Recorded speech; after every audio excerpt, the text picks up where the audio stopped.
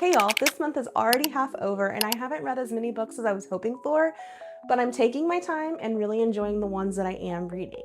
Let's quickly go over what I've read so far. The first book that I finished this month was Nobody's Quest by Alyssa Day. This physical arc was sent to me by Entangled Publishing, so thank you, Entangled. This book is actually available now. The tagline for this book is, "The goddess needs a nobody, the prince needs a miracle. Solely Greymine might be both." I kind of had mixed feelings about this one. I loved the fact that she's literally a nobody and it was just a literal interpretation that they needed her to save the kingdom. And she's lived a life of oppression and she has depression as well. But the romance for this one kind of fell flat for me. It was meh and it felt a little forced and it was a little cringy at times. It was a little cheesy. But I did think that the writing was good and I loved the premise of the story. It had some good action in it. I gave it 4 stars. The next book that I read this month was A Fate Worse Than Drowning by Sarah L. Hawthorne. Thank you to NetGalley, Sarah L. Hawthorne, and Poisoned Pen Press for the e-arc of this one. This follows 2 sisters in the 1860s on the run from their life of oppression and forced marriage. Ellie makes a deal with the devil to save her sister Lenny. While on the lam, they go to live on a lighthouse on Devil's Island.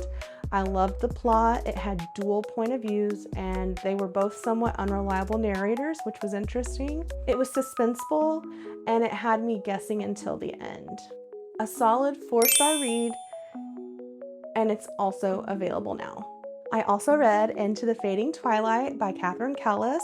This is book 2 in the Starlight Grove series, and this one follows Cole and Nova. Nova has just been discovered after a man kidnapped her and kept her hidden for over a year. Cole found her and they slowly start to get to know one another and they get close.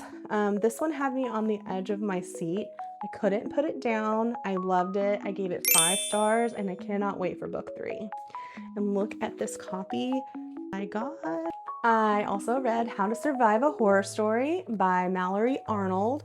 This reminded me of a murder mystery dinner party in a sense. A bunch of writers are brought together by a fellow author who has just recently passed. They think they are coming to hear what he left them in his will, but he and his house have different plans.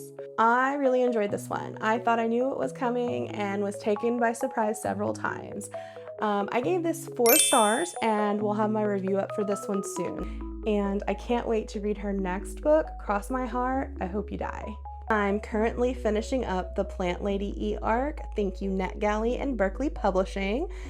This is by Min Yong Kang. I'm sorry if I mispronounced that.